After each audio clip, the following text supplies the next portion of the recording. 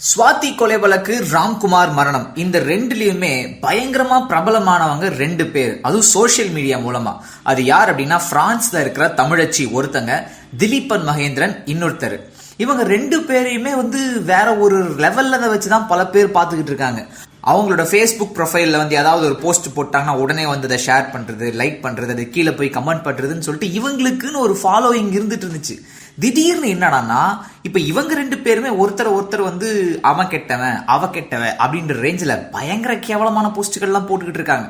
முதல்ல தமிழச்சி தரப்பு என்ன சொல்லியிருக்கு அப்படின்னா, திலீபன் மகேந்திரன் அப்படின்றவன் ஒரு காம கொடூரன் அப்படின்னு சொல்லி அவங்களோட போஸ்ட்ல சொல்லியிருக்காங்க.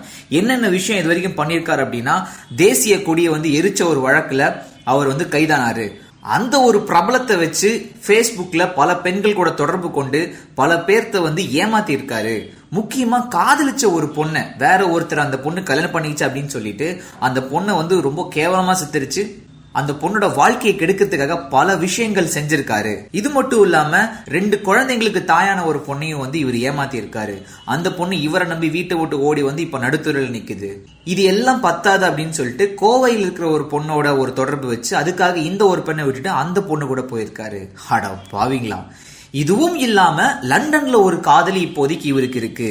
வெளியில தான் போராளி மாதிரியான ஒரு நடிப்பு, உள்ளுக்குள்ள செய்யறது எல்லாம் பொறுக்கித்தனம் அப்படின்னு சொல்லி அது ஒரு பயங்கரமான சாட்டு.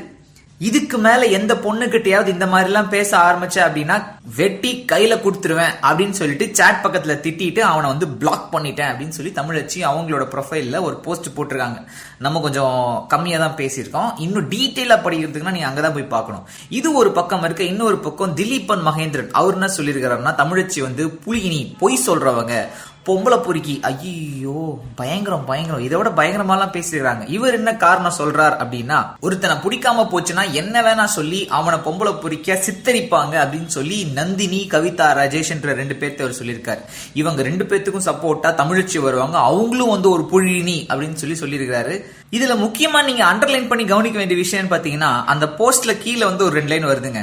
அதுக்குன்னு நான் உத்தம புத்திரன்லாம் சொல்லல, நான் இவங்க கிட்ட எதுவும் தப்பா பேசல அப்படின்னு தான் சொல்றேன். இதுங்க போலி பெண்ணிய புரட்சி புரட்டாசி ஐப்பசிக்கு அளவே இல்லாம போச்சு அப்படின்னு சொல்லி அந்த போஸ்ட முடிச்சிருக்காரு. மொத்தத்துல இவங்க 2 பேர்த்தையும் ஒரு ஓரம் கட்டிட்டு அடுத்த வேலையை போய் பாக்குறது நல்ல விஷயங்க. அன்னைக்கு ஐயா கருணாநிதி அவர்கள் ஒரு தலைமைச் செயலகத்தை கட்டினாரு. அதை இந்த அம்மா மருத்துவமனையா மாத்திருச்சு. இன்னைக்கு ஒரு மருத்துவமனை தலைமைச் செயலகமா மாறிடுச்சு. எப்படி இருக்கு நாடு?